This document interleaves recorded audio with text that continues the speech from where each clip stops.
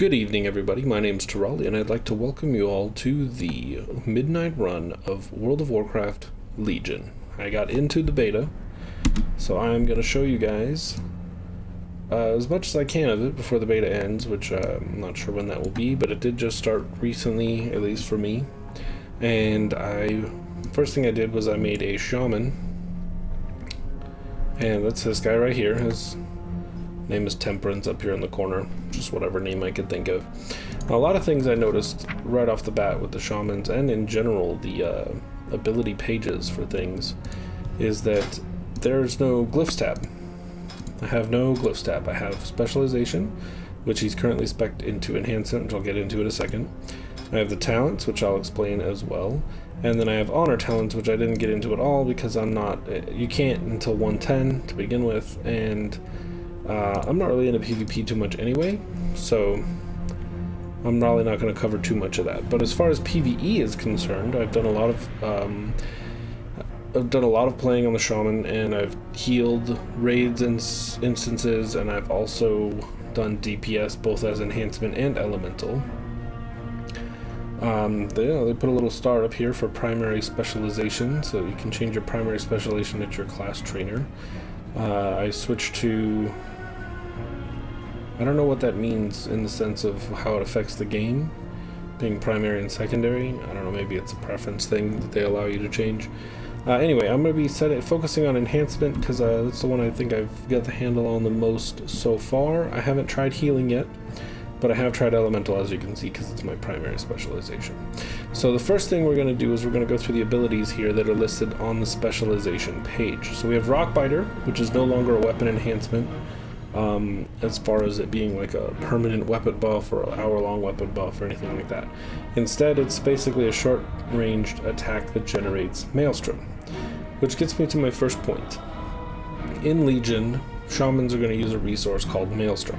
Up here in the top left, I have my character icon here, and the top bar, of course, is health. The middle bar here is Maelstrom, which I will use to generate, much like Rage generates, in order to use more powerful abilities and, have access to all of my abilities in general. The next bottom line here is mana, which I will still end up using for things like healing spells. For instance, down here on my bar I have Healing Surge, which is the only healing spell I have access to from the start of being an Enhancement Shaman. It's the only healing spell I actually have access to, so it will use mana when I cast it.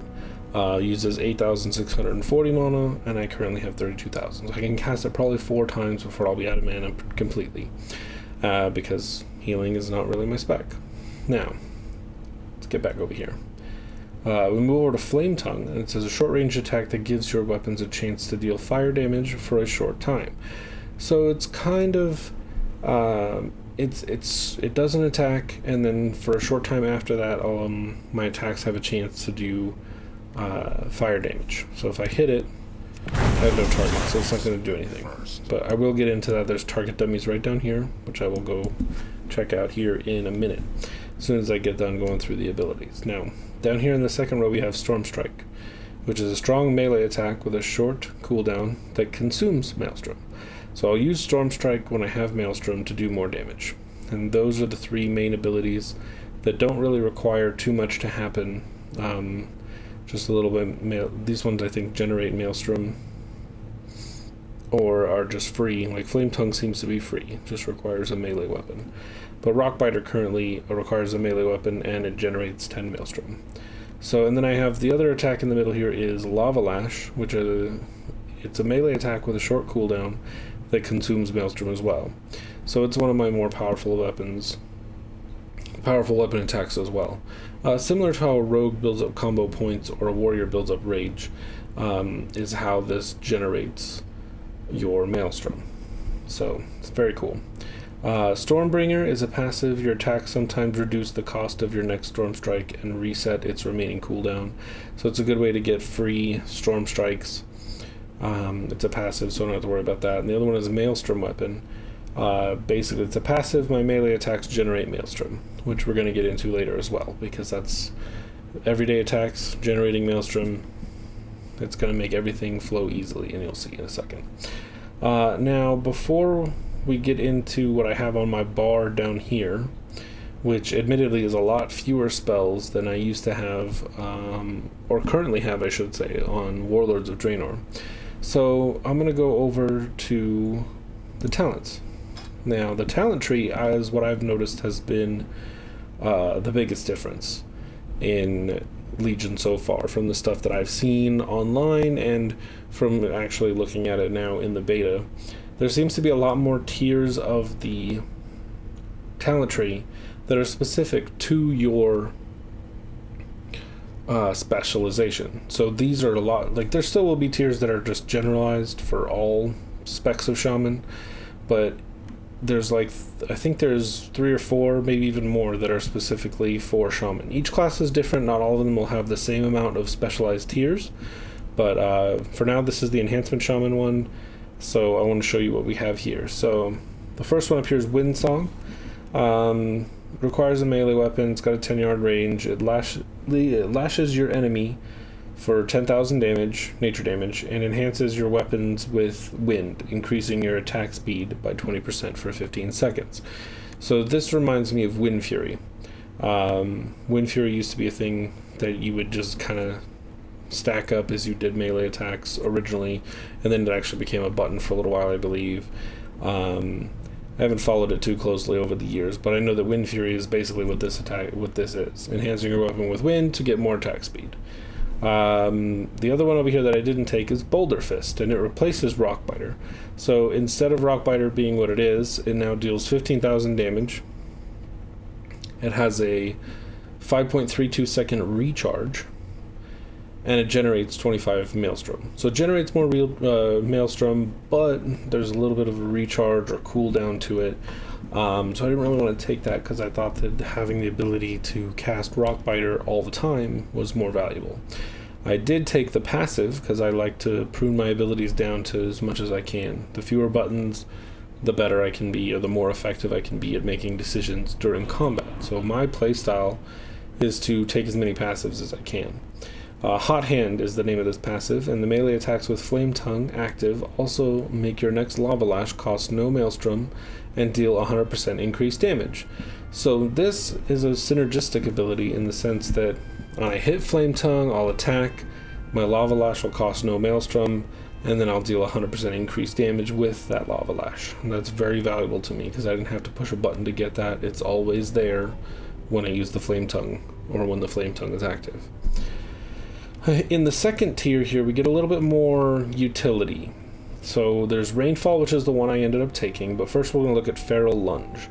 This one is a lunge at your enemy as a ghostly wolf, and you bite them for 7,500 physical damage.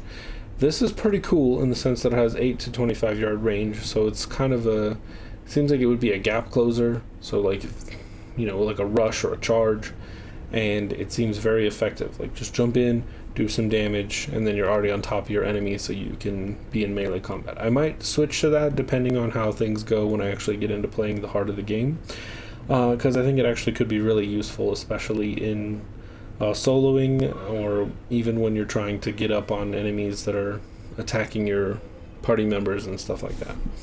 The other one over here, the last one on the right, is Windrush Totem.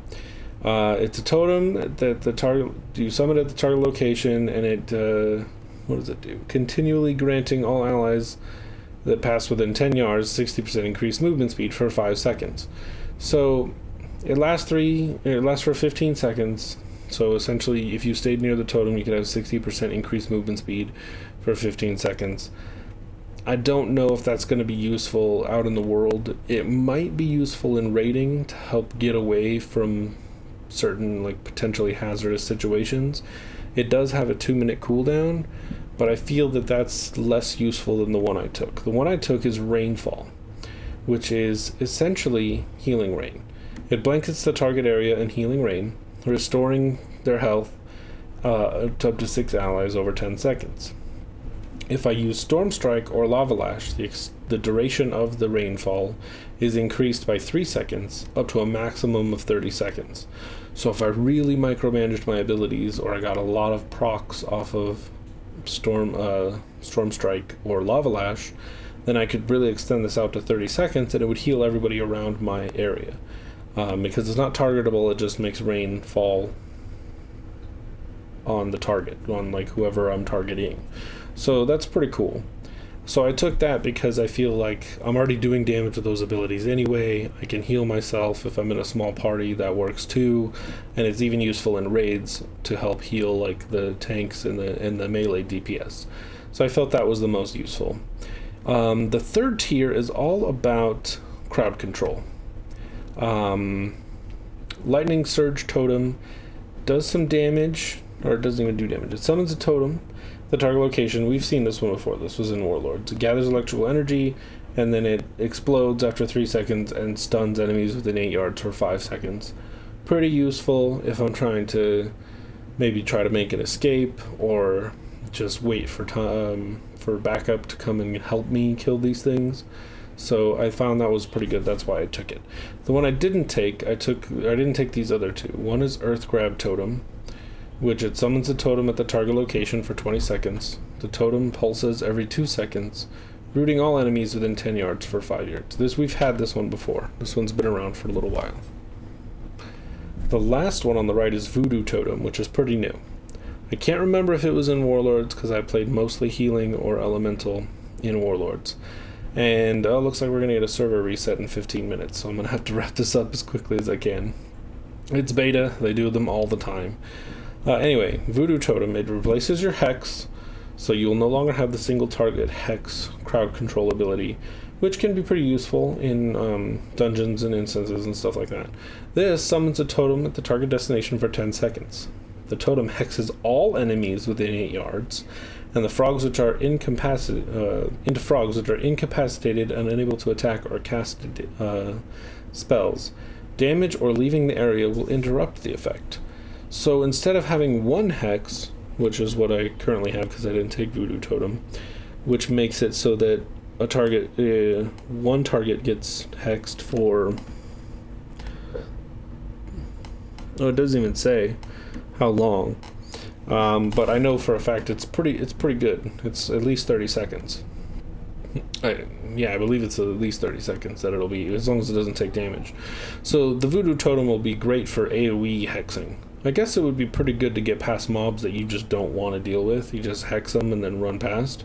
I'm not sure how well that would work when they actually came back to life, or came back from being incapacitated, if they would chase you, but it's an interesting thing to check out. Maybe I'll do some practical videos on the uses of that later. Okay, at 60, you have basically these are some pretty run-of-the-mill abilities that Shamans have had. Lightning Shield, which works exactly the same as it does before. You take damage, the shield does damage to them. Ancestral Swiftness increases your haste by 10% and your attack speed by 10%, which might be better for me, but I wanted the Lightning Shield kind of damage. Sundering is the one I haven't seen before. It costs 60 Maelstrom. You shatter a line of earth in front of you, causing 37,000 damage and knocking enemies to the side. So that's, pretty cool. It's a good way to knock things off. It'll probably interrupt spell casting if there's spell casting. So that's definitely something to get some more damage in certain situations out. At the level 75 tier, we have Tempest, which is a passive. Stormbringer now affects the next 2 Storm Strikes. So Stormbringer, if you remember, is over here. Your attacks sometimes reduce the cost of your next Storm Strike and reset its remaining cooldown. Well, in this case, if you buffed that one, it would be 2 Storm Strikes for Tempest. Overcharge is the one I went with, which is Lightning Bolt now consumes up to 60 Maelstrom for up to 1500% increased damage, but has an 8-second cooldown. I took this because I'm probably very rarely going to use Lightning Bolt, because all my other abilities are better, but with Overcharge it kind of makes my Lightning Bolt a really big hitter, which is good. And it makes it instant. It's already instant, so because I'm an Enhancement Shaman, so that works out well. Now the other one we got is we'll make it rain a little bit. The other one up in this tier is Landslide, which Rockbiter now also enhances your weapon. Increase your attack power by 20% for 10 seconds. So it basically adds this kind of like hot hand effect to Rockbiter, so you get extra damage out of it and that sort of thing. I felt that with the Flame Tongue one already active that I'd focus more on the Flame Tongue and leave the Rockbiter out there. But there's definitely some enhanced Rockbiter things, like if I took Boulder Fist and Landslide, that would be a good combination to have. But that's another build altogether, which it makes me happy because it definitely seems like there's going to be more than one way to do an Enhancement Shaman, and you could be, you could make several different builds, or at least a couple different builds, depending on your play style. And I think that's what the game really, really needs at this point, is variety, and so that the classes and the specs of the classes feel different. Now, at level 90, I was getting a little long-winded, but at level 90 we have Crashing Storm, which there's an ability you now have called Crash Lightning, which is an AoE attack right here. Electrifies all enemies in front of you, dealing a certain amount of nature damage, and enhances your weapons for 10 seconds, causing Storm Strike and Lava Lash to also deal extra nature damage to creatures in front of you. So you hit that, and you start Storm Striking and Lava Lashing, and you do extra damage. In case of this, Crashing Storm, now Crash Lightning also electrifies the ground, making it like an AoE pain zone for them. I took Hailstorm, which says Frostbrand now also enhances your weapon's damage, causing each of your weapon attacks to also deal frost damage. So that made me put Frostbrand on here too, to rotate between rock, fire, and frost to get the most damage out of my abilities. That's what I ended up taking. The last one is Empowered Storm Slash. It now spreads to one additional target and deals 30% additional damage, which is just basically a flat DPS increase, but I felt that the Hailstorm was the same kind of increase as well. Lastly, in the 100 tier, we have Ascendance, which has been in the game for a little while, giving you this one gives you more Maelstrom. It transforms you into Air Ascendant. You do, have more. You basically your auto attack is Storm Strike, and it has a 30-yard range. So it basically makes you a ranged melee person. I took Fury of Air because I find this the most fascinating. It costs 5 Maelstrom plus 5 per second, and it creates a vortex of wind 8 yards around you, dealing damage every 1 second to enemies caught in the storm and slowing them for a 30% for 3 seconds. And 5 Maelstrom every every second seems like a lot, but in reality you can make this go almost forever, and it'll, even if you're doing enough damage and hitting enough targets, you can just hit it and it'll run without you even having to put keyboard input in, which they will probably fix out if I had to guess, because it seems a little bit overpowered. The last one is Earthen Spike, which summons an Earthen Spike under the enemy, dealing physical damage and increasing physical and nature damage you deal to the target by 10% for 10 seconds. Pretty cool. Seems like a very good, powerful, like, bam ability, but I wanted the AoE utility of Fury of Air, which is why I took it.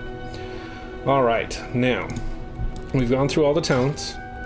I have target dummies down there. I have my bar all set, which is basically the only new ability on here is Crash Lightning and Fury of Air. The rest are the standard melee ones I talked to through the talents, including Lava Lash, Storm Strike, Frostbrand, Flame Tongue, and Rockbiter. This is going to make up the majority of my damage. Right now I'm going to mount up on a Sky Golem. I don't actually have one in Warlords of Draenor, but during the beta they gave you everything you wanted, basically. They give you every mount and every pet and all that good stuff. So what we're going to do here is I'm going to target this dummy, which is a level 85, so we're going to be doing a little increased damage. We're going to do a little damage, we're going to do a little demonstration of the kind of DPS you can expect to do on lower level targets, but also in general. So we're just going to squeeze in right there next to this guy. I don't have DPS meters because add-ons really aren't supported for the beta, so I didn't want to screw anything up. Here we go. I'm going to Rockbiter, we'll Flame Tongue, we'll hit the Vortex, and we'll just Rockbiter a bunch. And if you look up in the upper left-hand corner, you'll see my Maelstrom building. And now, as I sit here, this Vortex is doing damage. And I'm gaining Maelstrom and losing Maelstrom as it just spins. And I don't have to worry about it. If I ever get low on Maelstrom, I just Rockbiter, get some more, can use some of it up, Flame Tongue. But as long as I keep the Rockbiter going, every time it's on cooldown, I can generate a full bar of Maelstrom without a problem. So that's basically what I wanted to show you guys. It's an endless vortex of fun.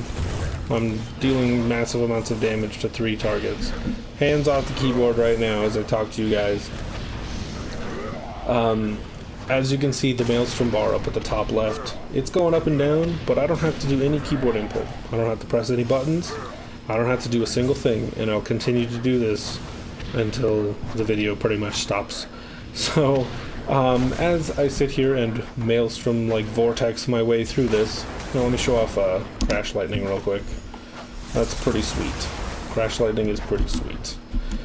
So, like I said, as I sit here and spin and do damage to these targeting dummies who are just getting beat up by all the players in the server currently, I just want to say that this has been the Enhancement Shaman first look from Legion. It's one of the first things I pulled out after I made my Hunter, which I'll go into later. And it's pretty simple. It's pretty simple and it's pretty fun so far from what I've seen.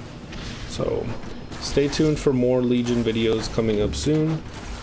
My name's been Terali. This has been the Midnight Run, and I'll catch you guys later.